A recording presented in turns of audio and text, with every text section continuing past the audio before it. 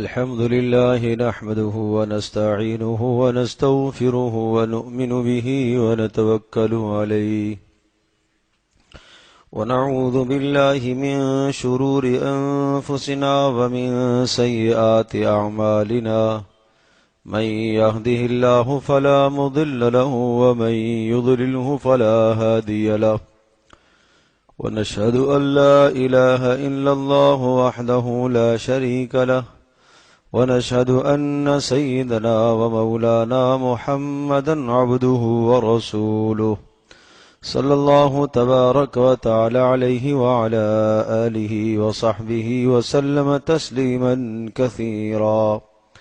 أما بعد فأعوذ بالله من الشيطان الرجيم. بسم الله الرحمن الرحيم. واعبدوا الله ولا تشركوا به شيئا وبالوالدين إحسانا وبذي القربى واليتامى والمساكين وابن السبيل والجار ذي القربى والجار الجنب وابن السبيل وما ملكت أيمانكم إن الله لا يحب من كان مختالا فخورا. صدق الله مولانا العظيم. رب اشرح لي صدري ويسر لي أمري واحلل عقدة من لساني يفقه قولي. اللهم صل على محمد وعلى آل محمد كما صليت على إبراهيم وعلى آل إبراهيم إنك حميد مجيد. اللهم بارك على محمد وعلى آل محمد كما باركت على إبراهيم وعلى آل إبراهيم إنك حميد مجيد. گرامی قدر حاضرین و سامعین، گزشتہ کئی جمعوں سے رسول اکرم صلی اللہ تعالی علیہ وسلم کی ایک مبارک حدیث کا بیان اور اس کی تشریح اور تفصیل کا سلسلہ چل رہا تھا. اس مبارک حدیث میں رسول اکرم صلی اللہ تعالی علیہ وسلم نے ایک پڑوسی کے ذمے دوسرے پڑوسی کے جو حقوق ہیں ان کو ذکر فرمایا. چنانچہ حضرت صلی اللہ تعالی علیہ وسلم سے پوچھا گیا، اللہ کے رسول، ایک پڑوسی کا دوسرے پر کیا حق ہے؟ تو حضرت صلی اللہ تعالی وسلم نے چند حقوق یہاں گنوائے. آپ نے ارشاد فرمایا کہ اذا مریض عدتہ، کہ اگر پڑوسی بیمار ہو تو اس کی بیمار پرسی کریں، یہ اس کا حق ہے. وَإِن مَاتَ شَيَّعْتَهُ، اگر انتقال کر جائے تو جنازے میں جانا یہ اس کا حق ہے. وَإِنِ اسْتَقْرَضَكَ فَأَقْرِضْهُ، اگر آپ سے قرض طلب کرے جائز منافع کے لیے، جائز کاموں کے لیے، تو آپ اسے قرض فراہم کرو. وَإِنْ أَعْوَرَ سَتَرْتَهُ، اور اگر اس پڑوسی کا کوئی عیب اور برائی آپ کو نظر آئی تو اس پر پردہ ڈال دو. اور وَإِنْ أَصَابَهُ خَيْرٌ هَنَّأْتَهُ، اگر اسے کوئی بھلائی اور اچھائی اور کوئی خیر پہنچی ہے تو آپ اسے مبارکباد دو. وَإِنْ أَصَابَتْهُ مُصِيبَةٌ عَزَّيْتَهُ، اگر کوئی مصیبت آ گئی ہو اس پر تو آپ جا کر اس کی تعزیت کر لے.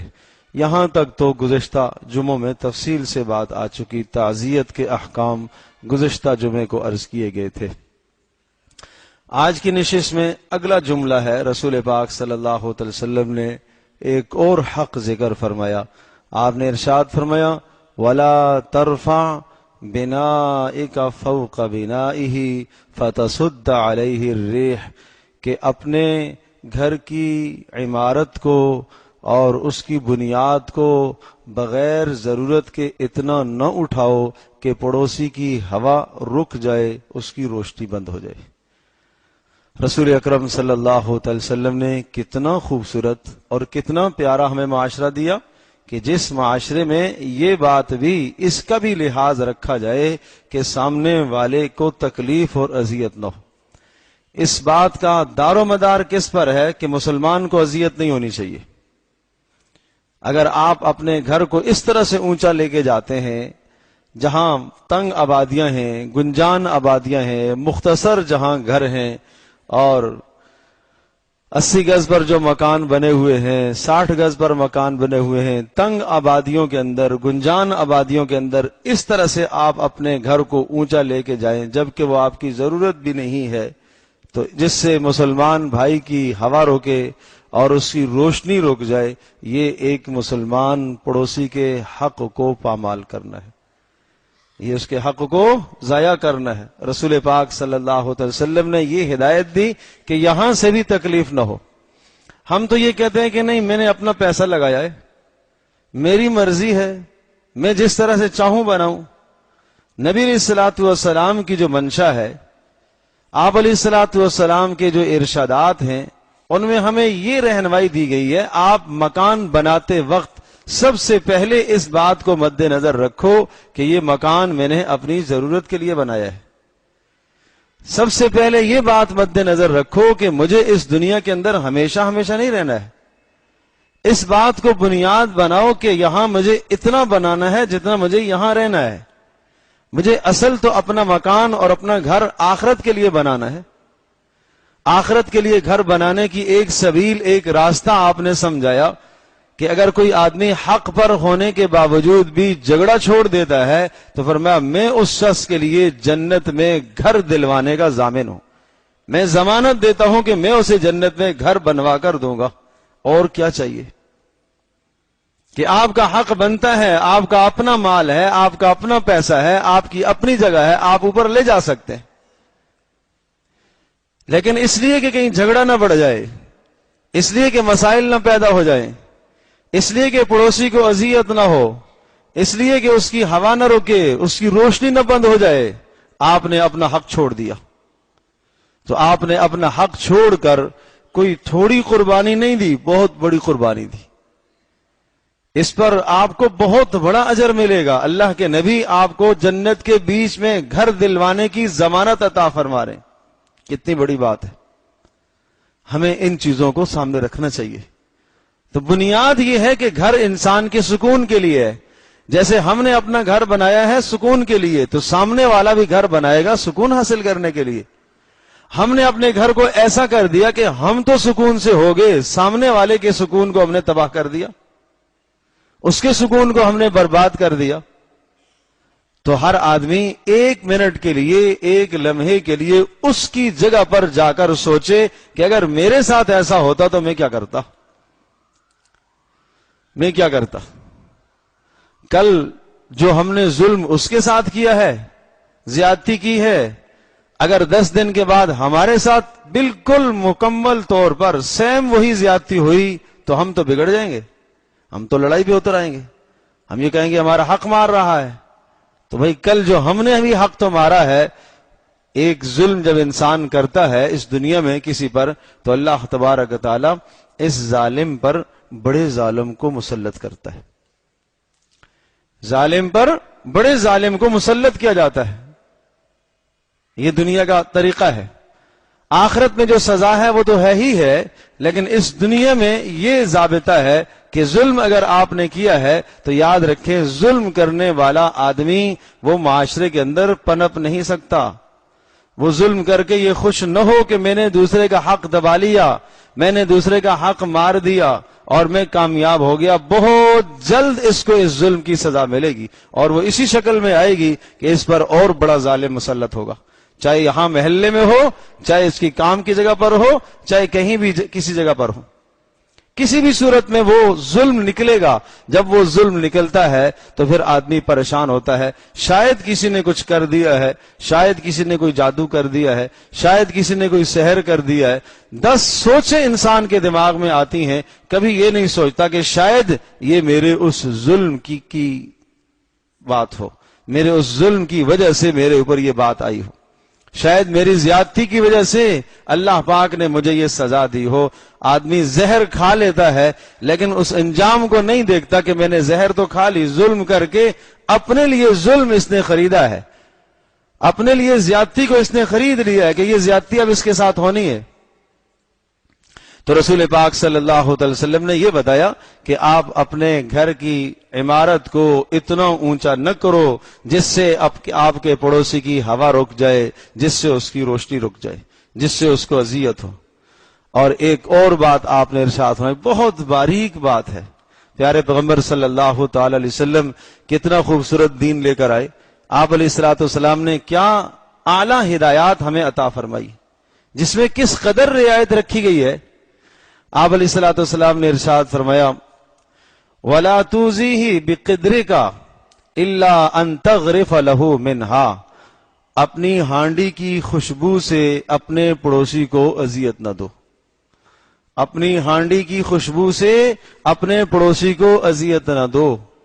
ہاں الا، مگر یہ کہ آپ کا یہ ارادہ ہو کہ اپنی ہانڈی سے اپنے پڑوسی کا حصہ رکھنا چاہتے ہو تو پھر اگر اس کی خوشبو باہر پھیلتی ہے تو کوئی مذائقہ نہیں۔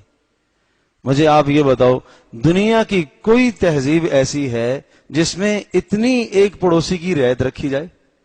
جتنا اسلام نے ہمیں تعلیمات دی ہیں، جتنی رسول پاک صلی اللہ علیہ وسلم نے ہمیں تعلیمات دی ہیں کہ آپ کی ہانڈی سے بھی دوسرے کو اذیت نہ ہو۔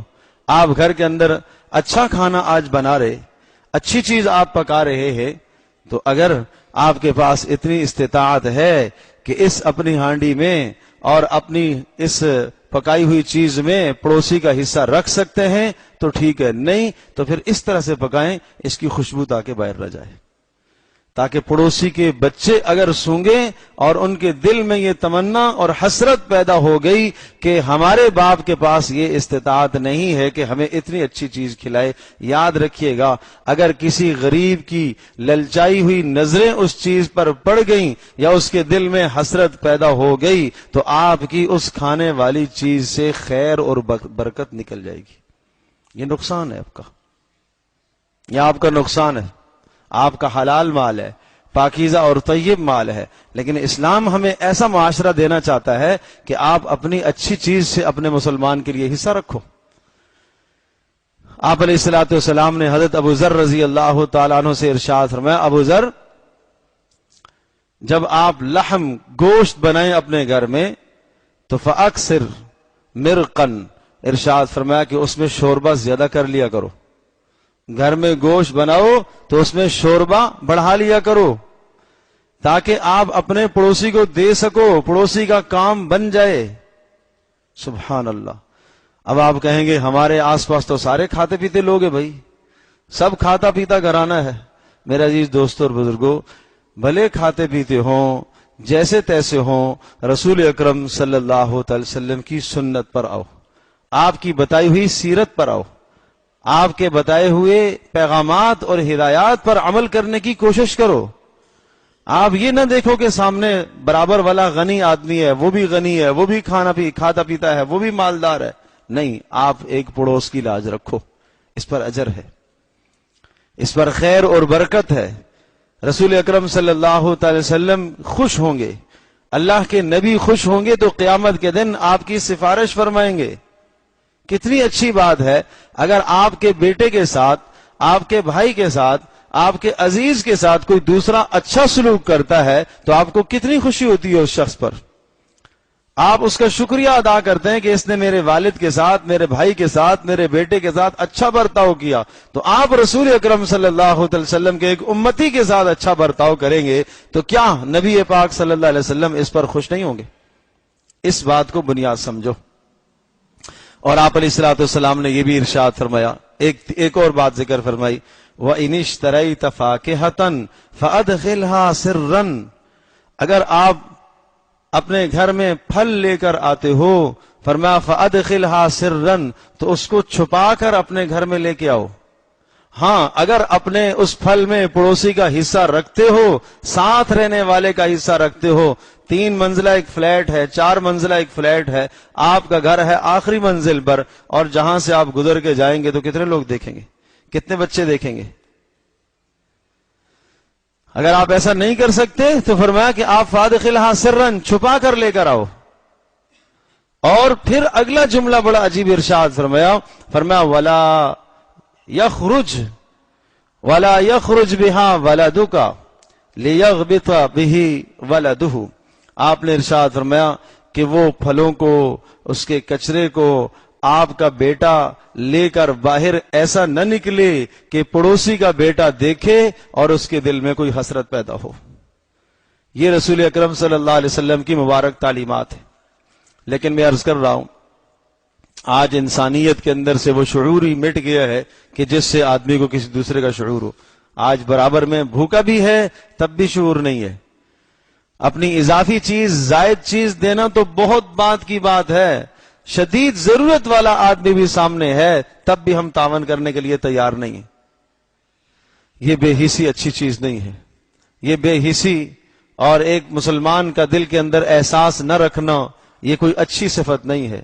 حضرت صلی اللہ علیہ وسلم نے ارشاد فرمایا، لا یؤمن واللہ لا یؤمن واللہ لا یؤمن واللہ لا یؤمن۔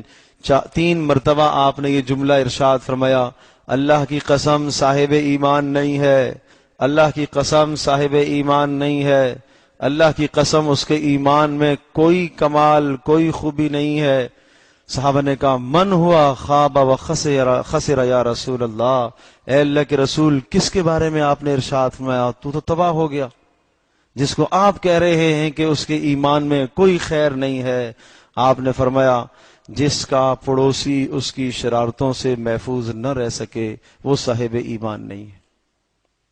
من لا یأمن جارہ بوائقہ، جس کا پڑوسی اس کی اذیتوں سے محفوظ نہ رہ سکے وہ شخص صاحب ایمان نہیں ہے۔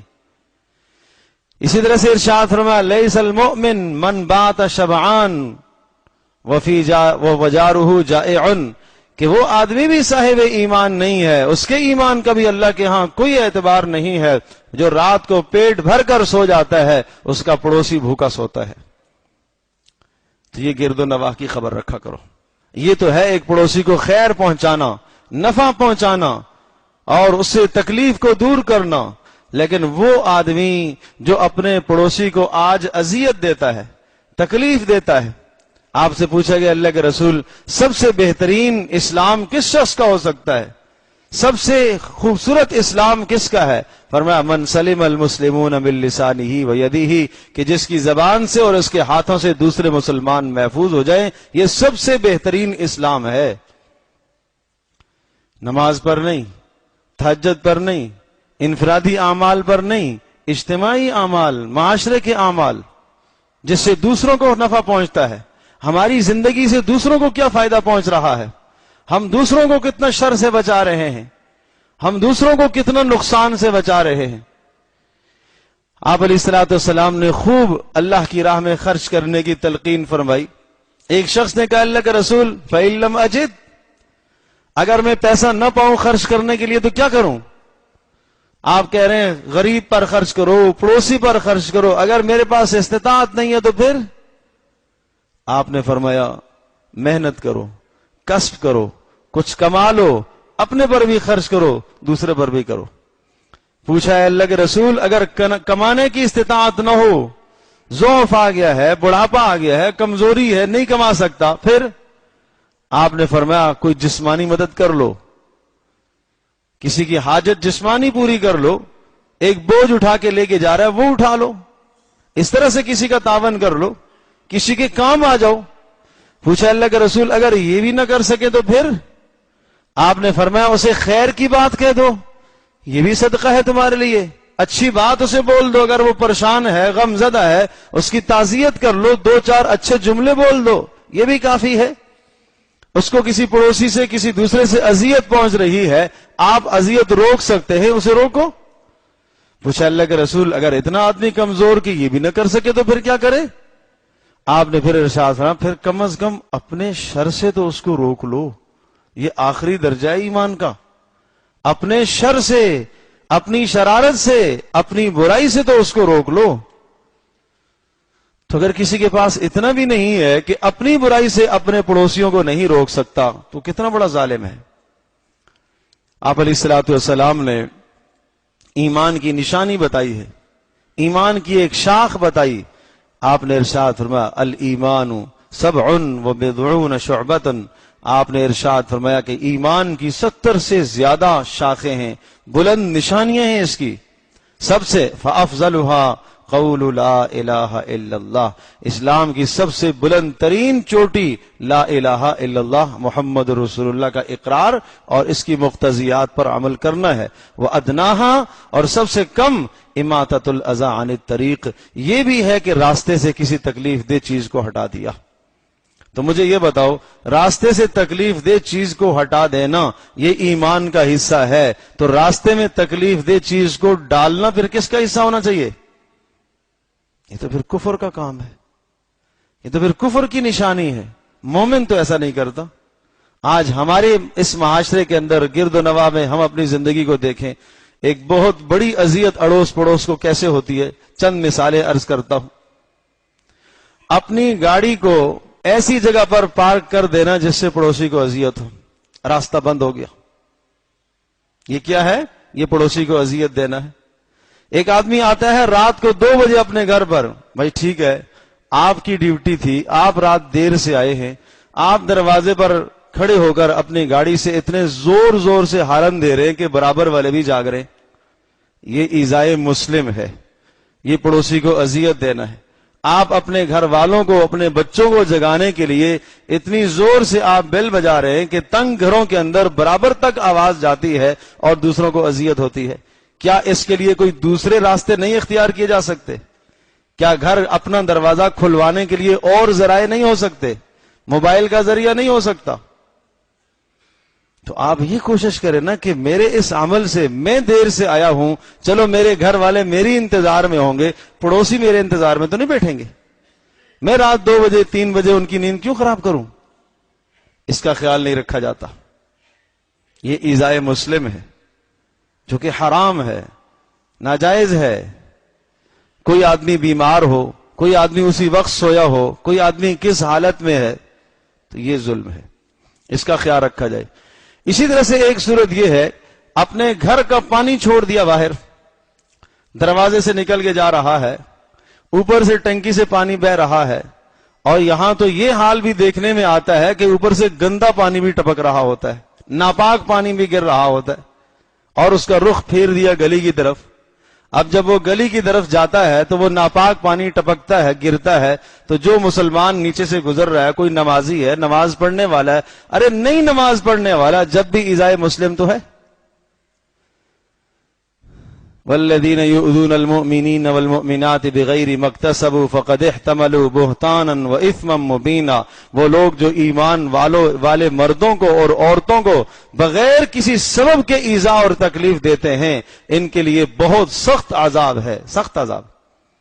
فقد احتملوا بہتانا واثما مبینا، اپنے کندھے پر انہوں نے بڑے گناہوں کو لادا ہے، بڑے گناہوں کے بوجھ انہوں نے کندھے پر ڈالے ہیں۔ کیوں یہ ایذا دی ہے مسلمان کو؟ اور ایک حدیث پاک میں آتا ہے کہ جہنم کے اندر کچھ لوگ ایسے ہوں گے جن کے اوپر سانپ اور بچھو مسلط کیے جائیں گے، اور وہ سانپ اور بچھو اتنے بڑے بڑے ہوں گے کہ ان کو منہ کے اندر لے کر چبائیں گے، اس طرح سے چبائیں گے جیسا کتا ہڈیوں کو چباتا ہے، اور جب وہ مکمل چبا لیں گے، موت تو ہے نہیں، پھر وہ باہر اگلیں گے تو دوبارہ وہ صحیح ہو جائیں گے اسی طرح سے، پھر دوبارہ سے لے کر پھر چبائیں گے، پھر وہ ہڈی ہڈی ہو جائیں گے، اور یہ پوچھیں گے کہ اللہ یہ ایذا ہمیں کس بنیاد پر، یہ ہمارا کون سا جرم تھا؟ جواب آئے گا، اپنے مسلمان بھائیوں کو بغیر کسی سبب کے تم تکلیف دیا کرتے تھے، یہ اس کی سزا ہے، یہ اس کی سزا ہے۔ اپنے مسلمان بھائیوں کو بغیر سبب کے تکلیف دینا کوئی اس کا جرم نہیں ہے، کوئی اس کی تکلیف، کوئی اس کی ایذا نہیں ہے، کوئی اس کا سبب نہیں ہے، لیکن ہم تکلیف دے رہے ہیں۔ تو یاد رکھیے گا، حقوق العباد، اسلام ہمیں حقوق العباد سکھاتا ہے، اسلام ہمیں معاشرت بتاتا ہے۔ ایک آدمی تہجد گزار بھی ہے، نمازی ہے، قرآن پڑھنے کا اہتمام کرنے والا ہے، اور اسی طرح سے حج و زکوٰۃ کا اہتمام کرنے والا ہے، لیکن پڑوس کے معاملے میں وہ اچھا نہیں ہے۔ رسول پاک صلی اللہ علیہ وسلم سے پوچھا کہ اللہ کے رسول، ایک خاتون ہے، بہت زیادہ بہت نمازوں کا اہتمام تو نہیں ہے، فرائض و واجبات کو پورا کرتی ہے اور اسی طرح سے حرام سے بچتی ہے، پڑوسی اس سے خوش ہے، پڑوسوں کو اذیت نہیں دیتی، آپ نے فرمایا جنت میں جائے گی۔ اللہ کے رسول ایک دوسری خاتون ہے، بڑی نماز کی پابند ہے، بہت زیادہ نمازی ہے، بڑے روزے بھی رکھتی ہے، بڑے صدقے کرتی ہے، نیک اعمال، لیکن پڑوسی اس سے پریشان ہے. آپ نے فرمایا ہی فی النار، دوزخ میں جائے گی، یہ دوزخ میں جائے گی. تو اس لیے میں عرض کر رہا ہوں کہ انفرادی اعمال بڑے بڑے ہونے کے باوجود بھی اڑوس پڑوس کا خیال نہیں ہے. مجھے آپ یہ بتاؤ اس سے بڑھ کر کیا بات ہوگی؟ رسول اکرم صلی اللہ تعالی علیہ وسلم رات کو جب اپنے گھر میں نماز تہجد کے لیے اٹھتے تھے، حضرت عائشہ رضی اللہ عنہا فرماتی ہیں آپ علیہ الصلوۃ والسلام اتنی آہستہ دروازے کی کنڈی کھولتے تھے کہ سویا ہوا آدمی نہیں جاگ سکتا تھا، پتہ ہی نہیں چلتا تھا گھر میں کون ہے. عائشہ رضی اللہ عنہا. جس دن کسی دوسری زوجہ کے گھر میں ہے وہ زوجہ محترمہ ہے. تو بیویاں رسول پاک صلی اللہ علیہ وسلم کی آپ کی ذات پر جان نچھاور کرنے والیاں، اگر آپ کی وجہ سے کوئی اذیت ہو بھی جاتی تو کوئی بات نہیں، وہ اس کو برداشت کر رہی. لیکن اس کے باوجود بھی یہ اخلاق سمجھائے ہیں، یہ اخلاق سکھائے ہیں کہ گھر کے اندر یہ حال ہے، اتنا اذیت سے آپ گھر میں بچاتے تھے تو اڑوس پڑوس کا کیا حال ہوگا، پھر دوسروں کا کیا حال ہوگا. تو ہر آدمی اپنی زندگی کا جائزہ لے کہ ہمارے گرد و نواح میں ہم دوسروں کے ساتھ کیسے ہیں، ہم پڑوسیوں کے ساتھ کیسے ہیں. اچھا، اب اس کے بعد ایک روایت سنو. رسول پاک صلی اللہ علیہ وسلم نے ارشاد فرمایا من المفلس، غریب کون ہے، مفلس کون ہے؟ صحابہ نے کہا اللہ کا رسول مفلس تو وہ ہوتا ہے جس کے پاس مال نہ ہو، درہم دینار نہ ہو، پیسہ نہ ہو، یہ غریب آدمی ہے. آپ نے فرمایا نہیں، آخرت کا مفلس یہ نہیں ہے. آخرت کا مفلس وہ ہے جو اللہ کے سامنے پیش ہو تو پہاڑوں جیسے اعمال لے کے جائے. نمازوں کے ڈھیر ہیں، زکوٰۃ کے ڈھیر ہیں، صدقے کے ڈھیر ہیں، تلاوت بہت ہے، تہجد بھی بہت ہے، لیکن آپ نے فرمایا شتم ھذا وضرب ھذا واذا ھذا، فلاں کو اس نے گالی دی تھی، فلاں کو اذیت دی تھی، فلاں کو تھپڑ مارا تھا، فلاں کی چغل خوری کی تھی، فلاں کو اس نے ستایا تھا. وہ سب کے سب حق لینے والے قطار میں کھڑے ہوں گے اور وہ آ کر اس سے اس کی نیکیاں لے کے جائیں گے. عدل و انصاف کا دن ہوگا، نیکیاں وہاں دی جائیں گی. ایک آدمی کہے گا اللہ اس نے مجھے مارا تھا فلاں موقع پر، اس نے مجھے اذیت دی تھی. اللہ پاک کہیں گے اچھا اس کی نمازیں تم لے جاؤ، وہ نمازیں لے گیا. دوسرا آئے گا، وہ کہے گا اس نے مجھے گالی دی تھی، اچھا تم اس کے روزے لے جاؤ، وہ روزے لے گیا. کرتے کرتے ساری نیکیاں ختم ہو جائیں گی اور حق لینے والے پھر بھی باقی ہوں گے. پھر ایک آ کر کہے گا یا اللہ اس نے مجھے اذیت دی تھی، میرے پڑوس میں رہتا تھا، اس نے مجھے ستایا تھا فلاں موقع پر، میں بیمار تھا، اس نے مجھے میرے آرام میں خلل ڈالا تھا. تو کیا جواب ہوگا؟ فرشتوں سے اللہ پاک فرمائے گا پوچھو دیکھو اس کی نیکیاں کوئی بچی ہیں؟ فرشتے کہیں گے یا اللہ نیکیاں تو ساری ختم ہو گئیں. تو پھر اللہ پاک ارشاد فرمائے گا اچھا اس آنے والے کے گناہ اس پر ڈال دو. گناہ ڈلنے شروع ہو جائیں گے، اور جس طرح سے یہ نیکیاں لے کر اللہ کے دربار میں پہاڑوں جیسی حاضر ہوا تھا، اب گناہ پہاڑوں جیسے ہو گئے. اب حکم ہوگا کہ اس کو گھسیٹو اور جہنم میں ڈال کے آؤ. یہ غریب ہے، یہ مفلس ہو گیا، یہ دیوالیہ ہو گیا. جس آدمی کے پاس اسباب اور سامان ہو اور اچانک وہ غریب ہو جائے، اچانک اس کا سارا سرمایہ لٹ جائے تو اس پر کیا بیتے گی؟ ایک آدمی شروع سے ہی غریب چل رہا ہے، بچپن سے ہی غربت میں زندگی گزاری ہے، غربت میں پلا ہے، تنگی میں پلا ہے، تنگ دستی میں پلا ہے، وہ پھر تنگ دستی کو برداشت کرنے کا عادی ہے. لیکن ناز و نعم میں پلنے والا آدمی اچانک اگر اس کی حالت بدل جائے تو اس پر کیا گزرتی ہے؟ بالکل اسی طرح سے یہ شخص یہ نیکیوں کے پہاڑ لے کر حاضر ہوگا، لیکن کسی کو ستایا، کسی کو گالی دی، کسی کو برا بھلا کیا، سب کے سب اعمال اس کے برباد ہو جائیں گے، اعمال ضائع ہو جائیں گے. تو میرے عزیز دوستوں اور بزرگوں، ضروری یہ بات ہے کہ ہم اپنے اڑوس پڑوس کا خیال رکھیں، ہمارے کسی عمل سے کسی مسلمان کو اذیت نہ ہو، روڈ پر ٹریفک کے دوران ہمارے کسی عمل سے تکلیف نہ ہو. نوجوان جب موٹر سائیکل لے کے نکلتے ہیں تو اللہ کی پناہ وہ یوں سمجھ رہے ہیں کہ ہم تو ہوا میں اڑ رہے. یہ غلط ہے بھائی، یہ نعمت ہے سواری. یہ جوانوں سے میں دوستوں سے درخواست کرتا ہوں، یہ حرام کی موت مت مرو، حرام کی موت ہے. اسی حال میں اگر حادثہ کوئی پیش آ جاتا ہے تو سامنے والے کی بھی زندگی تباہ کی ہے، اپنی زندگی بھی تباہ ہے۔ بد احتیاطی سے اگر ایسا ہوا اور سامنے والے کی جان چلی گئی تو یہ قتل کا کیس ہے، اس پر کتنا بڑا جرم ہے یہ۔ تو اس لیے احتیاط کی ضرورت ہے کہ کیوں ایسا عمل ہم اختیار کریں جس سے مسلمان کو اذیت ہو، جس سے کسی دوسرے کو اذیت ہو، جس سے مسلمان کو تکلیف ہو۔ ایک سلیقہ ہے ہر چیز کا۔ رسول اکرم صلی اللہ علیہ وسلم کس طرح سے سواری پر سوار ہوتے تھے؟ آپ علیہ الصلوۃ والسلام جب سواری پر سوار ہوتے، آپ رکاب پر آپ پاؤں رکھتے، آپ بسم اللہ پڑھتے، آپ سواری پر بیٹھ کر پھر بسم اللہ الرحمن الرحیم پڑھتے، آسمان کی طرف نگاہ اٹھاتے اور پھر آپ اللہ اکبر اللہ اکبر اللہ اکبر پڑھتے، پھر آپ مسکراتے کہ اللہ کا شکر ہے اللہ نے مجھے سواری عطا فرمائی، پھر آپ پڑھتے سبحان الذی سخر لنا ھذا وما كنا له مقرنین وانا الی ربنا لمنقلبون۔ یہ ساری دعائیں بیٹھ کر پڑھ کر پھر سواری کو چلانا شروع کرتے تھے۔ اول تو کوئی پڑھتا ہی نہیں ہے، اور پڑھتا بھی ہے تو پھر چلنے کے بعد شروع دعائیں۔ بھائی یہ پہلے پڑھنے کی ہیں، یہ رسول پاک صلی اللہ علیہ وسلم کی تعلیمات ہیں۔ جان بھی محفوظ ہے، ایمان بھی محفوظ ہے، اخلاق بھی انسان کے محفوظ ہیں، دوسرے کی جان بھی محفوظ ہے، اس کا اہتمام کرو۔ تو بات یہ عرض کر رہا تھا کہ کسی بھی موڑ پر، کسی بھی موقع پر ہمارے کسی عمل سے مسلمان کو اذیت نہ ہو، اس کا خیال رکھا کرو۔ ہم اڑوس پڑوس کا بھی خیال رکھیں، جہاں کام کر رہے ہیں وہاں پر بھی ہم خیال رکھیں میرے کسی عمل سے دوسرے کو اذیت تو نہیں۔ اگر ہو گئی فوری معافی تلافی کر لو، ورنہ قیامت کے دن نیکیاں دینا پڑیں گی۔ بات ایک ہی ہے، یا تو یہاں معافی مانگ لو اور معاملہ صاف کر لو، یا پھر قیامت کے دن اپنی نیکیاں دو گے۔ وہ دن بڑا سخت ہے، اس دن کی سختی سے بچنے کے لیے ضروری ہے کہ معاملہ یہاں ہی رفع دفع کر لیا جائے۔ اللہ پاک ہم سب کے لیے عمل کرنا آسان فرمائے۔